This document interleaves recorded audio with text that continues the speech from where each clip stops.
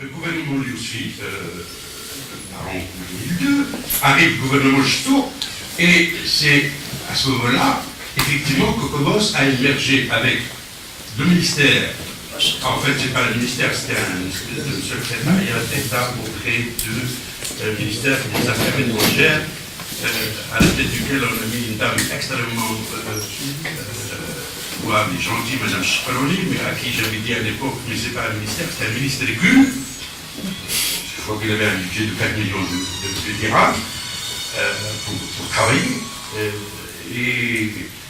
Mais qui a eu effectivement l'avantage, cette dame, de réfléchir et d'injecter l'idée d'un conseil de la communauté marocaine et de l'étranger. C'est une des premières qui a travaillé sur cette question.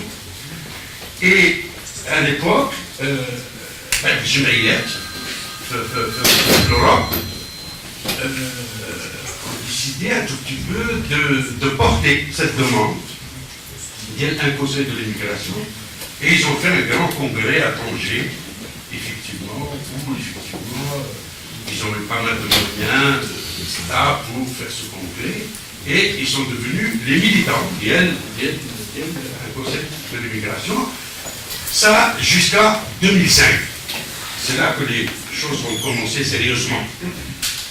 Parce qu'en 2005, le 6 novembre 2005, Sa Majesté le roi a fait un discours extrêmement puissant, généreux, dans lequel, effectivement, il annonce qu'il y aurait, effectivement, la participation politique des Marocains du monde dans la première chambre, dans la deuxième chambre, la création d'un conseil. Bref, c'est un discours historique et de référence pour beaucoup d'acteurs de l'immigration et pour beaucoup de militants qui militent effectivement pour cette question de participation politique, de participation. De toute manière,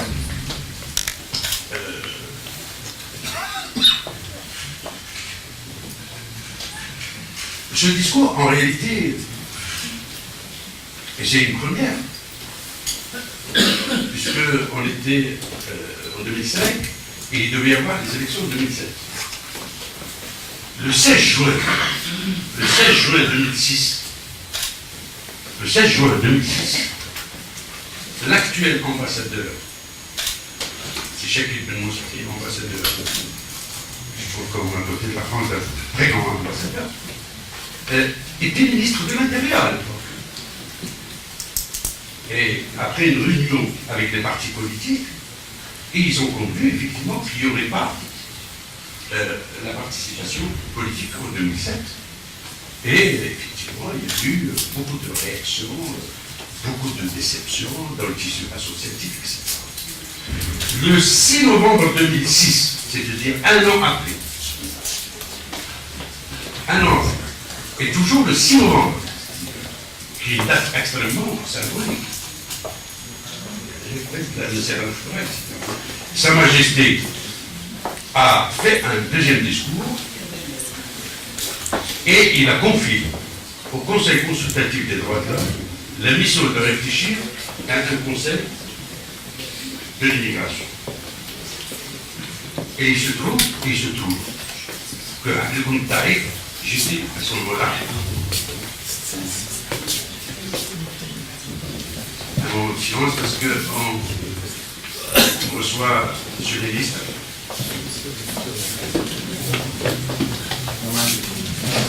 On ne sait pas aussi où on va, on ne sait pas d'où on vient, donc moi j'ai essayé de faire un petit historique pour expliquer qu'il y a des étapes dans le paysage institutionnel marocain sur cette question précisément. Je ne suis pas en train de parler de l'export de l'orange ou de l'importation du phosphate. Je parle de cette question et j'inscris mon propos dans cette démarche. Donc, à partir de 2006, Sa Majesté a confié la mission au CCDH,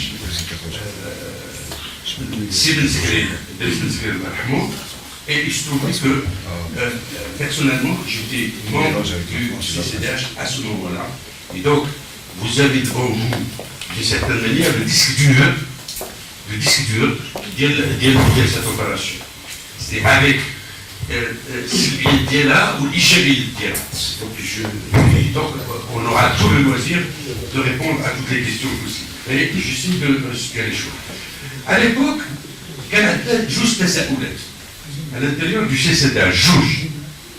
Est-ce que on fait une rencontre d'experts ونخدموا واحد شهرين ونجيبوا اتاي وكابوزال وحنا خدامين اكسيتيرا ونخرجوا ان رابور ونعطيو Sa Majesté, sachant qu'on était honoré par cette mission, ou alors est-ce que, puisque à l'époque, je dirais, il y avait le livre du cinquantenaire, il y avait en France le débat sur la participation avec Ségolène Royal, etc. Ou alors, est-ce qu'on va faire une démarche participative et on essaie un tout petit peu de consulter les gens, de voir. On a fait ce deuxième choix, qui est de dire, on va faire une démarche participative, en sachant que beaucoup de gens ont oublié une chose, et je vous invite à retourner au discours et de 2005 et de 2006 de Sa Majesté, parce que le discours de Sa Majesté de 2006, il confiait la mission au CCDH, mais il exigeait que ça soit avant la fin de l'année prochaine. C'est-à-dire qu'avant la fin de 2007, les choses soient réglées. Donc on a pris effectivement ce choix-là. Il y a eu un programme de consultation qui a démarré en février 2007 et qui finit en juin 2007 avec 4 séminaires sur 4 thèmes, dont celui de la participation politique, un questionnaire qui a été envoyé et des consultations qui ont été faites un peu dans le monde, sachant que c'est très difficile, très difficile de consulter ce qui est constitué entre 3,5 millions et 5 millions de personnes dans le monde. Et on a fait un deuxième choix que moi je considère à l'époque, 6 ans après, comme étant une petite erreur. Nous avons considéré maintenant le Conseil national, c'était à l'époque le CCDH, le Conseil consultatif des droits de l'homme. Nous avons considéré que c'est une institution nationale qui doit respecter ce qu'on appelle les principes de Paris, et qu'à partir de ce moment-là, on n'avait pas à faire des consultations sous le gîte des affaires étrangères, à l'intérieur des ambassades ou des consulats, et donc il fallait les faire avec le Sijil Genaoui, dans des salles indépendantes, sauf dans le monde arabe, parce que c'est très difficile en Libye ou en Arabie Saoudite ou au Koweït d'organiser des rencontres dans des salles comme ça. Mais en France, par exemple, en Allemagne, en Espagne, en Italie, on a essayé de le faire. Je crois que c'était une erreur, on aurait dû quand même, à l'époque, réfléchir et travailler effectivement avec l'outil diplomatique, parce que c'est l'outil diplomatique qui, je dirais, a les moyens, d'une certaine manière, de mobilisation. Et on est arrivé à un rapport.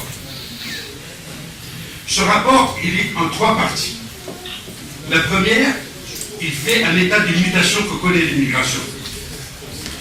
Parmi ces mutations, par exemple, je ne trouve les détails, mais l'immigration marocaine, elle est passée de 1,2 million dans les années 80 à près de 5 millions. 82% sont en Europe. Sur les 82%, 50% de ces 82% sont en France. Mais il y a de nouvelles destinations qui se sont développées, notamment le Canada, le monde arabe, en Afrique. Bref, aujourd'hui, les Marocains du monde se trouvent dans 51 pays du monde. C'est une des singularités de l'immigration marocaine par rapport à l'algérienne ou la tunisienne ou la turque qui est bien concentrée en Allemagne et dans certains endroits. L'immigration marocaine, elle a cette caractéristique d'être massive, presque entre 10 et 15% de la population, dispersée dans le monde, et avec, je dirais, des choses nouvelles, l'arrivée des gens à la retraite, ce qui n'était pas le cas dans les années 70, l'émergence d'une jeunesse qui est née sur le sol des pays d'accueil, un phénomène de naturalisation dans les pays d'accueil qui est très très important. Bon bref, toutes ces limitations. Toute limitation qu'a connue l'immigration